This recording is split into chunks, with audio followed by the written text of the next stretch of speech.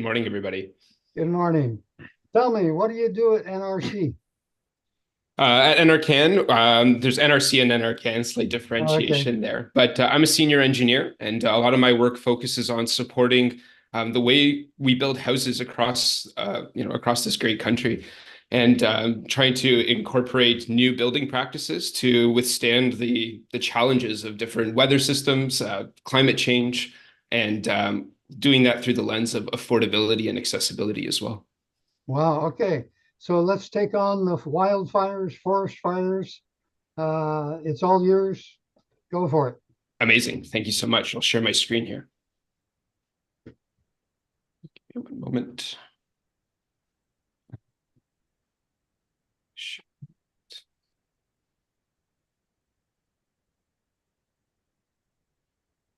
This, just give me one sec. No, I have to switch them here. Sorry, folks. You want the display settings up on the top. My control bar is stealing my stealing my ability to show it there. Give me one sec. Sorry, everybody.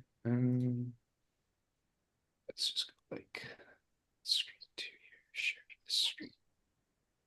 Always like live television was like this too. And something the nice thing about live television is, well, it happens, and that's what you deal with. Okay, how There are we we go. doing now, Jan? Excellent. Go for it. Okay. Good morning, everybody. Thank you so much for taking time out of your day to come listen to this presentation. I'm joining you today from Ottawa, which is the traditional unceded territory of the Anishinaabe and Algonquin peoples. Very honored to live and work in this place, to share the natural beauty amongst a lot of my colleagues as well as my neighbors, and hoping to take my learnings from this part of the country and share them with folks across Canada and in communities that could benefit from some of the knowledge that we're generating here. So again, my name is Lucas Coletta. I'm a senior engineer at Natural Resources Canada. This is a department within the Government of Canada. And my work, as I mentioned, focuses on construction practices to improve the way we build houses. And specifically today, we're going to talk about how to make houses more resilient to the effects of wildfires, as well as some tools and methodologies, as well as some case studies for how we've went about estimating the cost for those projects, both for constructing new houses and renovating existing ones to meet the needs of our people today and looking forward into the future. The team that I work for, we're called the LEAP team. It stands for Local Energy Efficiency Partnerships.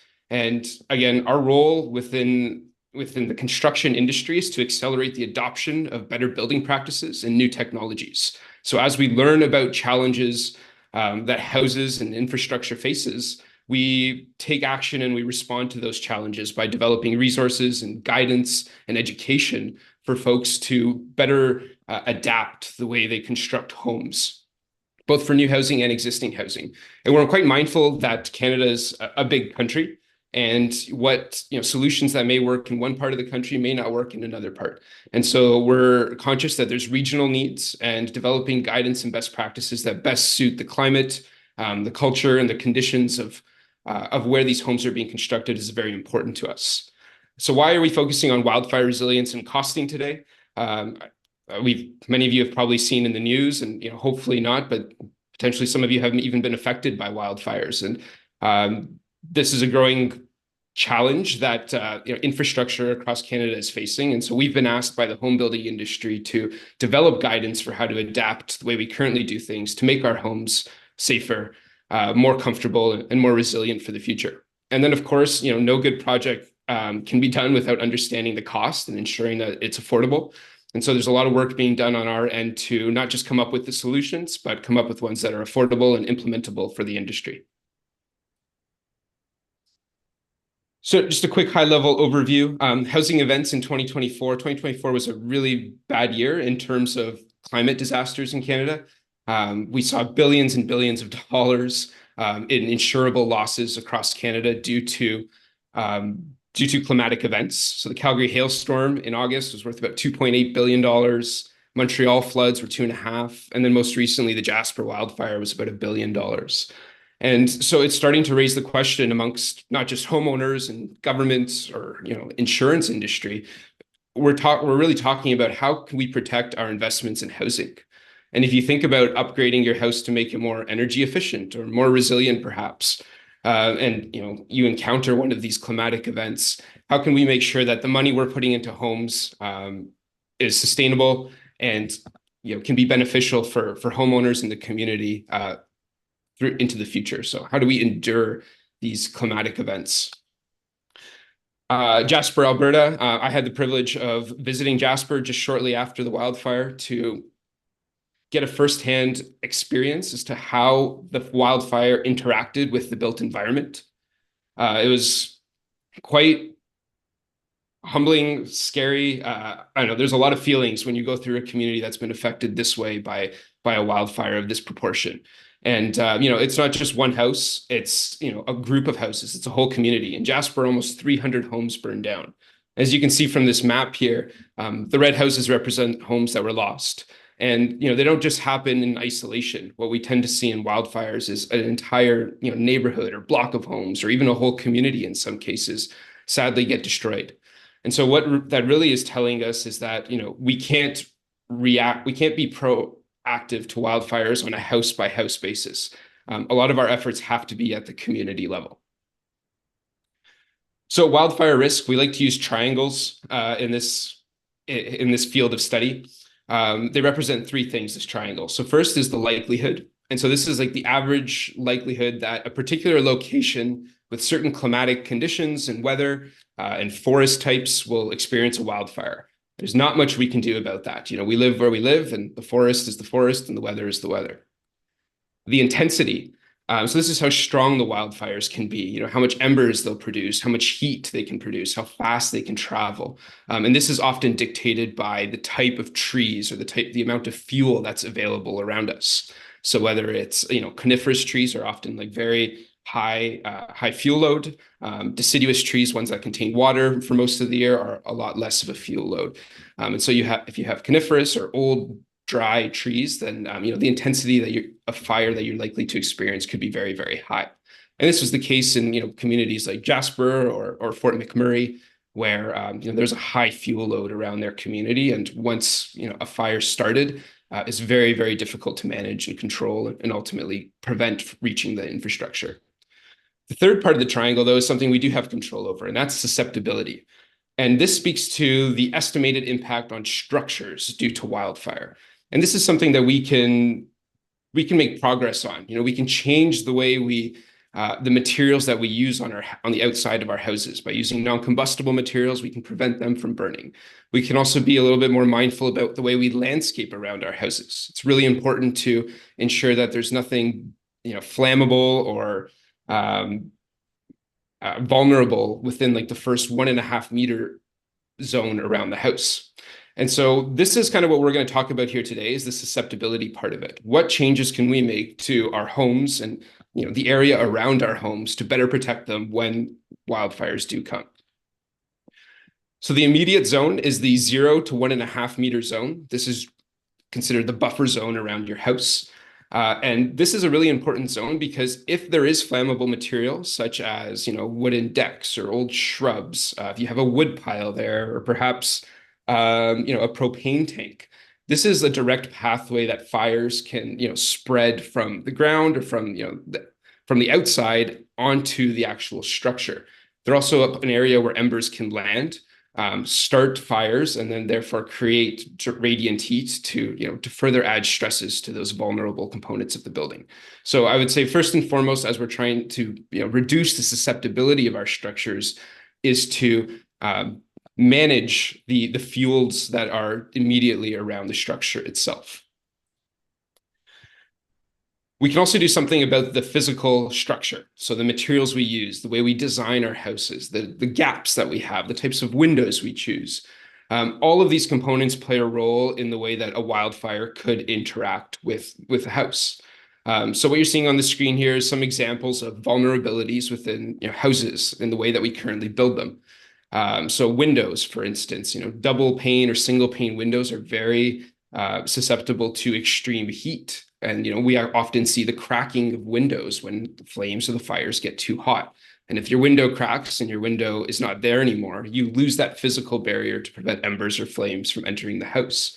Same thing with soffits and roof penetrations. When there's holes or gaps somewhere in the building, there's a chance that an ember could find its way into it. And so what we want to do is manage the size of our openings, be a little bit more mindful about where we place them, and select materials that are ultimately going to give us what we call a wildfire-resistant barrier. So being able to encapsulate the entire outside of the house with non-combustible materials. And we want to do that because we want to mitigate the damage that comes from three main sources when fires, we call it attack, when fires attack communities. So first is the convection or transport of embers. Embers are produced from flames and when fire is starting. Embers can land on fuel sources on and around the structure. And I think what's most interesting and scary almost is embers can travel over 2.5 kilometers with enough force and fuel and energy to cause ignition somewhere else. We actually observed this in the McDougall Creek fire in Kelowna, where embers were transported well over 2 kilometers over Lake Okanagan and landing on homes on the other side of the lake, on roofs, on properties, decks, landscaping, and starting fires. So just because the fire isn't right in front of you doesn't mean there's still some dangers that we need to account for. The second one is radiant heat. Materials can combust without direct flame contact. If they get hot enough, they can just combust. That is part of the properties of materials we construct homes with. And we know that wildfires can reach temperatures that are very, very hot. In fact, in excess of 800 degrees Celsius. So when we look at typical building materials like vinyl or XPS or aluminum, we can see that many of these materials actually can't withstand that heat. You see them melting. And oftentimes we're constructing homes with vinyl cladding, or we're using XPS or EPS foam insulation to increase our energy efficiency. So just being a little bit more careful about what materials we're choosing can really support the strengthening or the hardening of our buildings. And lastly is the direct flame contact. And so if you have flame approaching your house or your structure, of course, if it connects or comes into contact with a combustible surface, then that could be the chain of combustibility, which could lead to a fire on your house. And that places significant stress on the envelope. Our homes are not designed to withstand fires attacking them from the outside. Some of you may know that the way that building codes or our current construction practices are thought of is to prevent fires that start inside the house from traveling to your adjacent or neighbor's home. So if there's a fire that starts in the kitchen or from your wood stove, we design our drywall and our envelope assembly such that fire can't spread to the neighbor's home. But in the case of wildfires, we haven't quite thought through how to protect them from fires that start from the outside. And so this is what we're here talking about today. So some of the best practices for wildfire resilient housing can be found in the Fire Smart Development's best practices checklist. This is very similar to the National Research Council, so the NRC. We mentioned that earlier. I'm from NRCan. There's another group called NRC, so the National Research Council of Canada, and they develop guidance on best practices for constructing homes. And so the Fire Smart checklist and the National and the NRC's Wildland Urban Interface Guide are almost exactly the same document, and they provide the best practices known in Canada for wildfire resilient landscaping and construction. And these best practices draw upon some of the learnings from California and Australia and other colleagues around the world. To support the implementation of these checklists, myself and my team have developed what we call the technical info sheets. So these are practical guidance on how to successfully implement all the measures stated in the checklist. They tell you about what materials are acceptable, how to design and detail your home such that you have no gaps or no penetrations where embers can land, or no pathway for heat to get into the inside of the building, or smoke for that matter.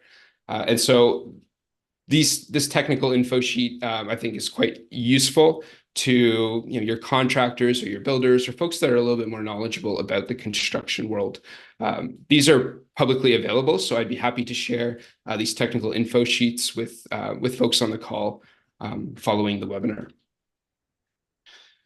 To further refine our understanding of wildfire resilient housing, we wanted to do some practical tests as well. So we constructed a series of wall systems made out of typical housing materials. So the wall you're seeing on the left there is a vinyl sided wall. It's got an exterior gypsum sheathing, and it's got a gypsum enclosed soffit. And so the reason we're using gypsum is because, similar to from the inside of the house, drywall is a fire retardant material. And so it is actually able to withstand direct flame and really, really hot temperatures. So we're going to see how that compares to a wall that's built out of hardy siding, which is a fiber cement board and has a mineral wool insulation behind it.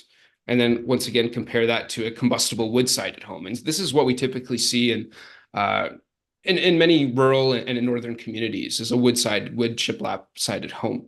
And this one has unprotected vinyl soffit. So what we're going to do here is in this test, we ran it up in Atlin, British Columbia. You can see it's in the winter time, so there's a really low risk of wildfire, which was important for us because we were going to be burning walls. But you can see the little wooden crib in the middle of that in the middle wall there, that wooden crib. We're going to light that on fire and simulate kind of a worst case scenario where you have, a shrub or a deck burning right at the foot or the foundation of your house. So I got a quick little video here I'm going to show everybody. This is how we ran the test. We worked with the fire department in Atlin, and we lit the base of each one of these structures on fire. And very quickly, the vinyl caught fire, started melting, and the wall took significant damage. But that's the one that was supported by gypsum. This is the wooden wall, and again, within a couple of minutes, the whole thing caught fire. In fact, this one we couldn't even let burn all the way to the ground because the fire department stepped in and said this was just getting too out of hand. And this is the test with the fiber cement board, which is meant to withstand wildfires. And you can see from the three here, there's quite a noticeable difference in terms of the performance of these wall systems and really what's left at the end of the test.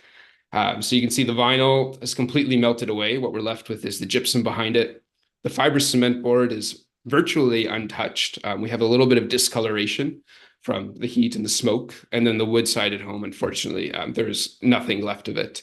The fire department stepped in. The fire, once it got up into the soffit and into the roof attic area, it kind of creates this vortex or vacuum where the fire just gets pulled in and the temperature spikes immediately. And once the fire gets into the attic, unfortunately, it's extremely difficult, if not impossible, to put out. So what we want to do is prevent fires, from starting anywhere around the base of our structure.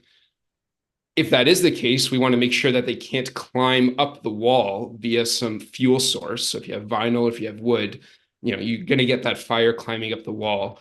And then what we also want to do is prevent it from getting up into our soffit and into our attic. So protecting our soffits with non-combustible materials, ensuring that there's very small holes within your ventilation, so that way embers can't penetrate or heat can't penetrate through, is extremely important.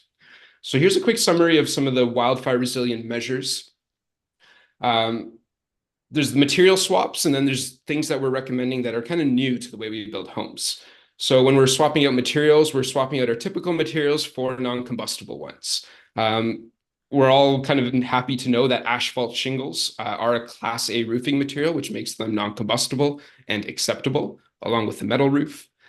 As you look at your soffit and your fascia and your roof projections and finishings, we want to make sure that there's nothing combustible there, just because we know that embers tend to land on roof surfaces because they're a large horizontal surface. And so make sure that nothing there is combustible or flammable, as well as looking at openings and vents and screens and doors. This presentation, I believe, will also be shared with you, so don't feel like you have to remember everything you're seeing here. But there's a few new things that we're also recommending to the construction industry, and that's putting on gutter guards. So if you think about most people's gutters, I'll admit I don't go up there and clean my gutters every single year, and so you end up with some leaves or some debris in it. And if an ember were to land in that gutter on some dry organic matter, that's also a really vulnerable place for the structure, and certainly a good opportunity for a fire to start. We want to protect our soffits. So typically, we haven't done this because we haven't really worried about fire climbing up our wall into our soffit. So we want to be a little bit more mindful about how we design them, both for ventilation and for wildfire resistance. A tempered pane of glass. I mentioned a little earlier that we often saw double pane windows failing or single pane windows failing to the extreme heat. And so if you don't have a window there, it's really difficult to prevent embers or flames from getting into the house. So that tempered pane of glass adds an extra layer of resilience to extreme heat. We also want to protect our exposed foundations and ensure that no gaps are anywhere in the house greater than 3 millimeters. So that's 1/8 of an inch. Most people in the construction world can build to that tolerance. It takes a little bit of extra effort, but from our testing, we've seen that that's the difference between embers flying into your attic or not, or extreme heat being able to char the underside of a framing. So these are some important measures that can be implemented and have an immediate impact on the resilience of your building in the face of wildfires. And what's really great is that there's actually a lot of overlap between our houses as we construct them to be energy efficient and wildfire resilient. I'm not going to get too much into energy efficiency today, but we know that measures like adding insulation to your attic or using a high efficiency heating source like a cold climate heat pump or triple pane windows, these are all really important measures that can be done to both increase the comfort of the house as well as reduce the amount of energy it uses. And as we're making those changes, with slight design changes and slight materials selection, you're able to also add wildfire resilience to that. So if you're putting on exterior insulation, don't choose foam, choose mineral wool. If you're putting in a ventilation system, maybe be mindful of choosing one that has a charcoal filter so you can filter out the smoke if you're susceptible to that. As well as, if you're changing out windows, if you're putting in double for triple glazed windows, ask the window provider to make sure one of those 3 panes is a tempered pane. So that way you can get that added wildfire resilience from it. So lots of overlap. And we also see lots of overlap in terms of costs when we're doing these two things at the same time, because you're able to share costs where a measure may be good both for energy efficiency and wildfire resilience. Now, when we're talking about cost, this is a pretty challenging topic, I think, in the construction and housing world. And really what it boils down to is how do we achieve optimal project costing in community decisions? So when we're thinking about how we invest money or thinking about how we budget or plan for future projects within the community, how do we make sure that we're being responsible with the funds and that they're having the most impact that they possibly can? And so this is really the difference between evidence-based costing and a lack of evidence. When you have costing data that is regional, that is accurate, that's up to date, you're able to be more efficient and responsible with your spending. But if you don't have costing data, which is often the case, I can't even tell you countless housing and community projects where we don't have a point of reference for costs, and the risks of overspending or misallocation of resources continue to increase because we don't have a point of reference for how much things should cost. And we're often a little too over-reliant on our contractors, on our builders to tell us what it could cost. And we're not able to kind of, ground truth that with any other sources. So we've been working really hard to develop a methodology, a process for cost estimating for community housing projects. Like I mentioned, a major challenge in the planning process is the absence of accurate, up-to-date, and regionally specific costing data. And so this isn't something that's easy to come by. You can't it's not like buying a car where you can go online and maybe there's Auto Trader and you can see the price of, hundreds of the same type of car in your area. Or, going to get groceries perhaps where you see a flyer from a grocery store and say, oh, I'm going to go to this store because apples cost a little bit less there. When it comes to housing projects, we don't really have a point of reference, and that's not a good thing.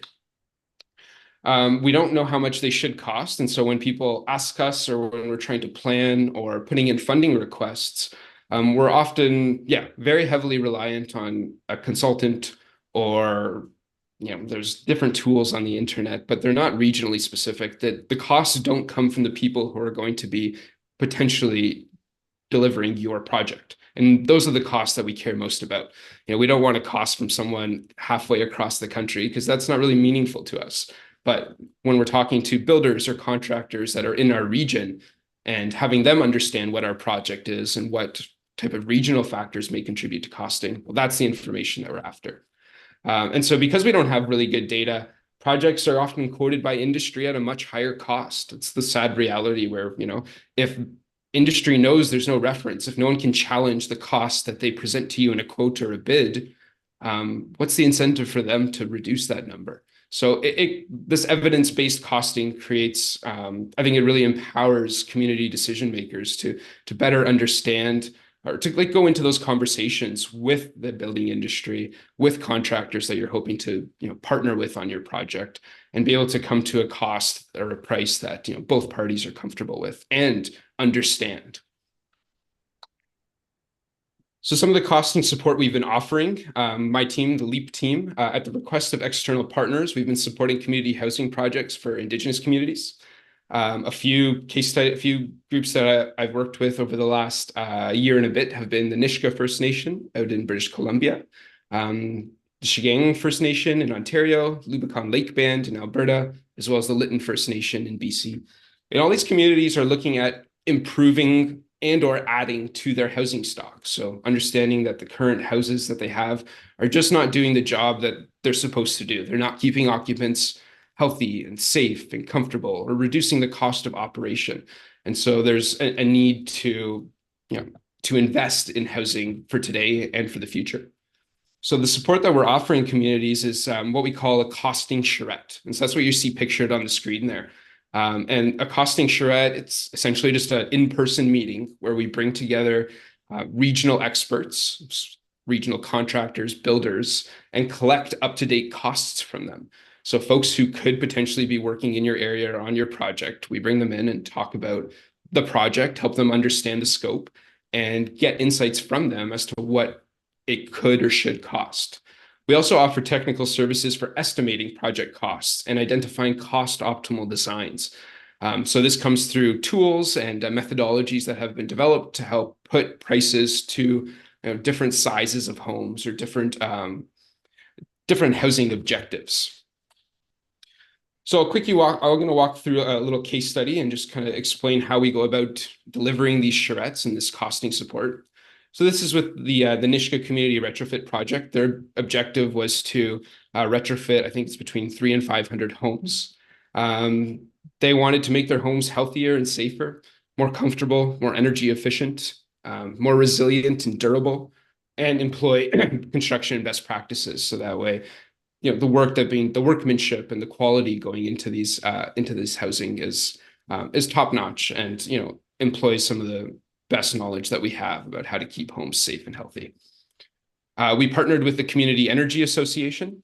They're a non-for-profit organization that supports communities who are undertaking housing projects and offers guidance and resources to direct them to some good decision making or support good decision making. And they were actually the group that brought NRCan and myself in to support. So what we did in December of 2024, so a couple months ago, we all went to Terrace, British Columbia. We did a community visit in Nisga'a and spoke with folks from the community, some homeowners, some decision makers from the local government, as well as community housing authorities. And we talked through what their project would be. And what we wanted to do was not just talk to decision makers, but also talk to the local industry. So again, what you're seeing on the image here is those are all the local contractors and builders from the Terrace area, which is local to Nisga'a. And we brought everyone together to talk through this housing project. And we spent half a day talking about detailed costs for constructing or renovating houses. We had local builders there, contractors and their suppliers to help us understand what the cost of materials and labor was. We also had observers there, which were representatives and decision makers from the community. And their role was to add context to the conversation, to observe, and ultimately to build relationships with the local industry who were interested in delivering their housing project. So really, to sum it up, we got everybody who was important or necessary in a room together for half a day.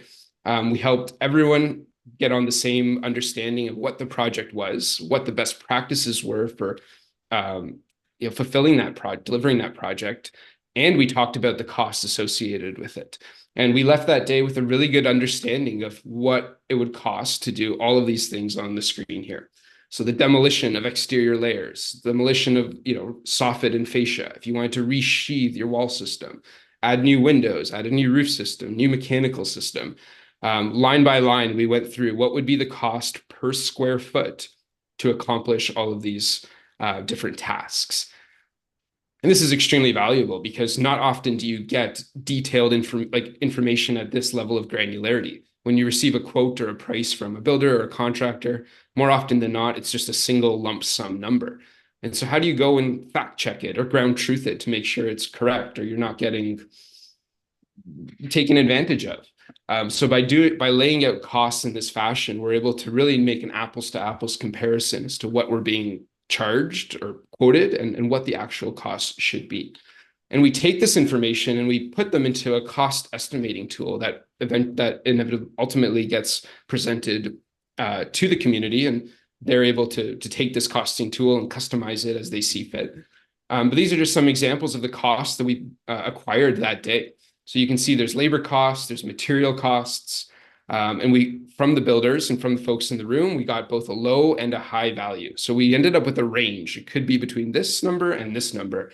And that helps us understand what costs are based on the different scenarios that we could encounter. If it's when we're retrofitting homes, there's many different states that a house could be in, and you often don't know what kind of condition it's in until you open up the wall and remove that siding. So this is why we approach it from a range perspective, where on the low end of costs means, no surprises, and maybe on the high end of costs is, we open up the wall and there's mold or there's things we don't expect. And so this helps us kind of put into perspective what we can expect to pay for certain types of interventions. We also offer cost optimization services. So this is the ability to identify options and packages that have the highest value for the lowest possible cost. So if we're trying to achieve a percentage of energy savings, most often we want to get the most energy savings for the lowest possible cost. And there's many, many combinations of things we can do to reduce energy or to improve the comfort or quality of our houses. And tools and services like this help us better understand how we can achieve our objectives for the lowest possible cost. Some of the outcomes from this type of work, from evidence-based costing data, is it allows community decision makers to better budget and plan for future housing projects, knowing how much things are going to cost and knowing how much money the community has available to it. You can kind of see maybe if you have enough money or what the gap is. And if there's a gap, then this evidence can support funding applications as you go and try to procure or find more supporting resources to accomplish the project. And at the back end, when you receive quotes or proposals from potential project partners, you're able to validate them or evaluate them based on your evidence-based costing data. A really important element of the costing meeting or costing charrette is a strengthened relationship with potential project partners. So builders and contractors have a better understanding of what the project is and what the needs of the community are. And it gives everyone the opportunity to discuss what the challenges and the barriers are, as well as opportunities for cost savings. And the ability to do this before the project starts, before a contract is signed, is extremely, extremely important for not getting 100 change orders or seeing the price get jacked up 2 or 3-fold halfway through the project. So it's creating a more open, transparent environment. And lastly, it provides an analytical approach to identifying cost-optimal housing interventions. So we're not just going with our best guess or our approximation. Because we have the evidence, we can do analysis and create justifications for why we may want to go with one intervention or one approach versus another. And really, at the end of the day, we want to ensure that every dollar we spend is having the maximum impact it can on housing quality as well as operating costs. So that's kind of what I want to talk to everyone about today, both wildfire resilience as well as costing data. I think they're two very important aspects in the housing industry and construction world that there's becoming an increasing demand for. We've had a lot of success engaging with both Indigenous and non-Indigenous communities across Canada to support their objectives and to really empower them to make the best decisions for their housing and for their communities. So with that, I'd like to thank everyone for their time. If you have any questions, please feel free to ask them in the chat. And like I mentioned before, all the key resources and materials that I talked about today will be shared with you following the webinar. Thank you. Lucas, thank you very much. We have a lot of interest. In the chat, we have a lot of people reporting we lost 6 houses, we lost 10 houses, so the Mhm. communities have been hit. They're looking at it hard. We had some interesting feedback from people who have other alternatives that I want to throw at you and see what you want to say. The International Log Builders Association is working with what they call mass wood walls that are giving fire resistance. And parallel to that was the concrete block construction. Have you looked at these things? Yeah, I think the mass timber options are a good option. I mean, it is wood, but because it's wood in such high density, it does struggle to catch on fire. So it is a very good option. So mass timber, mass wood, I'd give a thumbs up to that. But ensuring that you have other elements taken care of as well. So just because you build with mass timber doesn't mean you can put your wood pile next to your house or put your propane tank there. We need to, it needs to be a holistic approach where we're looking at landscaping as well as the materials we're using on our structures. And then the second comment was for concrete blocks. Concrete blocks, you'll notice that they do have like oftentimes you'll see a 2, 3, 4 hour fire resistance rating. And that's true. And what that means is that the structure won't necessarily fall down or be destroyed after those 3 or 4 hours. Those blocks will still be there. But what we have to keep in mind is, are those blocks still are they still doing their job? Are they still structurally sound after the fire? And going through Jasper and looking at actually like concrete block foundations, we saw that while the block was still there, if you look on the inside of the block on the house, you'll see the concrete spalling and actually popping off of it because it was so hot and there's moisture entrapped within this concrete. It gets really hot, turns into steam, and just pops off. And so what that means is that while from the outside it looks like it's still there, it's not safe to construct with anymore, and we do have to remove it and rebuild it. So I would caution folks with looking at concrete block. There's still a lot more research to be done, so I wouldn't make any definitive statements. But yeah, those are two really good comments. So thank you I for those imagine raising that's those. similar with steel construction, where steel after a fire, often even gritters get into trouble. Exactly. They're still there, but they're weak or they're bent. And Exactly. You're right. And so this is where it's important to make sure nothing around you catches fire. Because if nothing around you catches fire, you're never actually going to hit that 800 degrees Celsius. That usually happens when a tree burns like right next to your home or a deck is on fire. how can land management practices contribute to reducing wildfire risks in fire-prone areas? This is a good question. This is not my area of expertise. This is more dealing with like the forest and ensuring dead trees are removed and properly managing the vegetation there. I think there's a lot of work still being done in that space, but I can't really comment on it other than my work specifically focuses on the structure as well as the landscaping immediately around the house.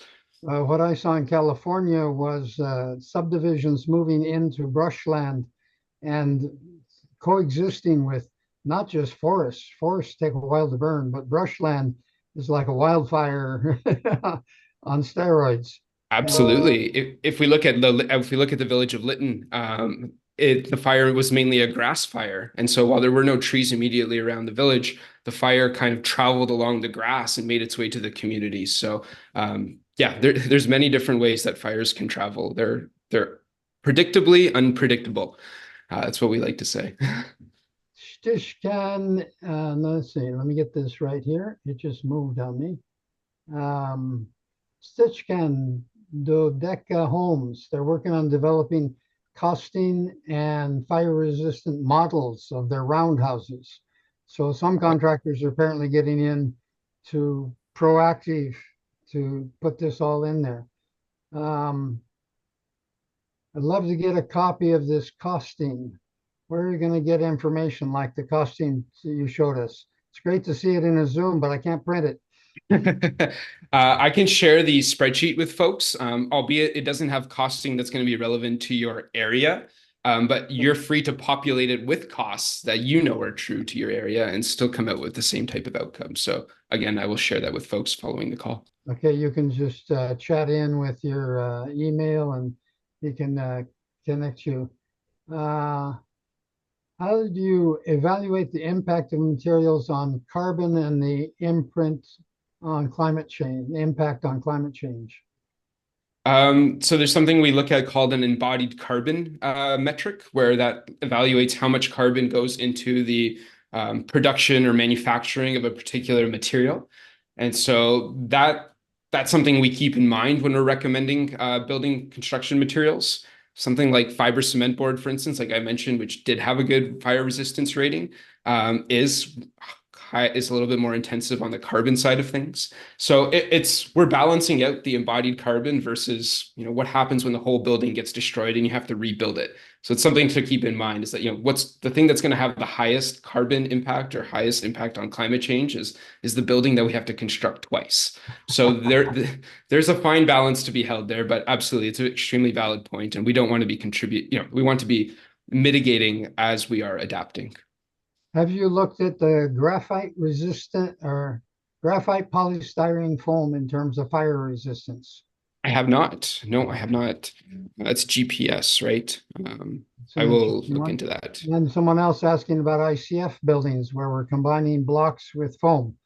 Yeah, the ICF ones are another one we kind of saw in Jasper, where similar thing where the concrete started spalling on the inside. The foam itself often may melt. I mean, concrete, while it doesn't burn, it isn't necessarily the best thermal, it offer the most thermal protection. And so if it's hot on one side of the concrete block, the foam in the middle of it is also going to get really hot and melt. So still more research to be done there, but it's not a material we're actively promoting at the moment. Okay, Rick has a solution for us. Okay, let's Allowing hear it. beavers to populate the area helps to keep the ground moist. There you go. That's a huge issue. I think as you dig into forest management and like the vegetation, we find that the soil itself is often very, very dry. Mycelium networks are very damaged, and moisture isn't being properly spread throughout the forest and to the trees that need it. So yeah, there's a lot more that meets the eye around like forest management and landscaping practices. A lot of interest here, Lucas. I see it. Just a quick question. Yes, hardy board is the same as cement board. I saw that pop up from Yeah, Tiffany. okay. I'm glad you're looking with two eyes too. That always gets me on chat is how do you talk and read at the same time? But hardy board is just a brand name for a cement board, right? That's right. Yeah. Yeah. Okay. Um, Exactimate for costing. One fellow was talking about he uses Exactimate because it's been used by the insurance industry. And Okay. I mean, any resource is better than no resource. I would just, dig further into how regionally specific those costs are. Are they local to your area? And are they up to date? Were they captured from, over the past few months, or are they an average over 2 or 3 years? Provides regional pricing every month. Okay, there you go. That could be a really good resource then. And so like what that can do also is you're good. It's important, I think, to cross-reference those costs with what you're hearing from, your industry partners. So from the builders or the contractors doing the work. They may have different costs. They may know about nuances in the region, weather conditions, certain times of the year that you can or can't do work. And so that may be a really good starting point, this Exactimate. I would just also urge people to, interact with your potential project partners and get their thoughts on what costs could be as well. how do people get a hold of all this stuff? Well, I think one of the best ways to share things would be through this webinar series, through the organizers of this webinar series. Otherwise, you can reach out to me at my email. I will put it in the chat, and yeah, I would be more than happy to connect with anyone who has questions or. One group is asking for Charette and Yeah. yeah. Yeah, please reach out to me about that. We do have limited capacity, and we run only a few, about 5 or so charrettes per year. They're not all booked up for this coming year. So if you yourself or your community are interested in exploring that option, please do reach out. They're giving a signal. So We got it's some about fun time to sounds. go. Let me just read it out on this. Thank you, Lucas Collette of Natural Resources Canada. The recording of this session will be available on the website probably tomorrow, firstnationshousingconference.com webinars. The next session is going to be Thursday, February 13th at 10 a.m. This is a special session because I will be the speaker. And for this last webinar, I take on the task of digging into the 11 previous webinars and the First Nation Housing Conference 2025 to suggest a path for securing your housing stock, not in forest fires, but in the political and financial uncertainty that we've suddenly hit. And so things are getting uncertain in your financing and everything else. How do we secure the housing that we have? Join me on Thursday. And as you leave, there's a link to an exit survey that'll pop up on your screen. Just snap it with your phone. Please fill this out to help us develop this webinar series. And if you have any specific topics you'd like to hear about, let us know. I'm Jan Eeks. Have a great day.